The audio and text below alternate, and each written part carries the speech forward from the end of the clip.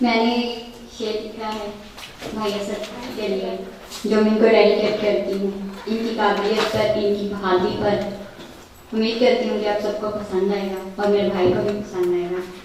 نکلا وطن کی دفاع کے لیے،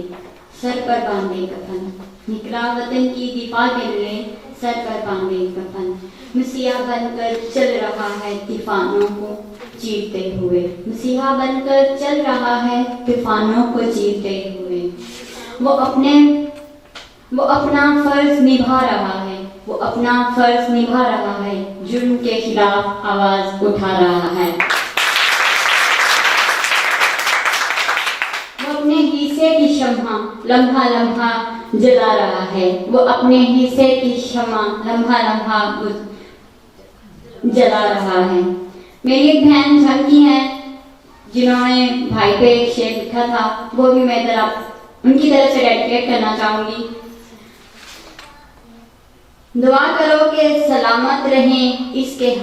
کی ہمت، دعا کرو کہ سلامت رہے اس کی ہمت، یہ ایک چراغ کئی آندھیوں پر بھاری ہے، یہ ایک چراغ کئی آندھیوں پر بھاری ہے۔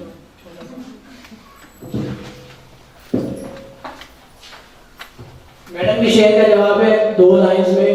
کہ ہم خود تراشتے ہیں منازل کے سنگ میر، کہ الحمدللہ ہم خود تراشتے ہیں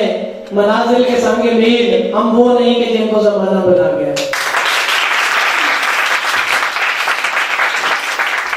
میں چاہوں گی کہ سر عامر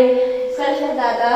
اسد فردوسی، جو ہمارے سامنے ایک رول ماڈل کی حیثیت رکھتے ہیں، آج انہوں نے جو بتایا، ان کے نام کے ساتھ جتنے یہ لگے ہوئے ہیں کہ یوتھ لیڈر اور اس طرح سے اینکر، مطلب بہت ساری چیزیں جو انہوں نے اپنی اتنی سی ایج میں ہمیں کر کے دکھائی،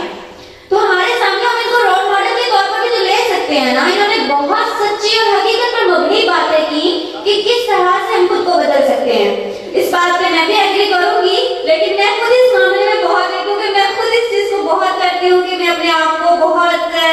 انڈر ایسٹیمیٹ سمجھتی ہوں۔ مجھے آج یہ فیل ہو رہا تھا کہ میں ان کے سامنے کیسے جاؤں گی، لیکن الحمدللہ ان سے ملنے کے بعد یہ ٹیم پوری اتنی ہمبل اور اس قدر میں کہتی ہوں کہ ان کی پرسنالٹی، حتیٰ کہ مجھے یہ بھی فیل نہیں ہو رہا کہ میں یہاں پہ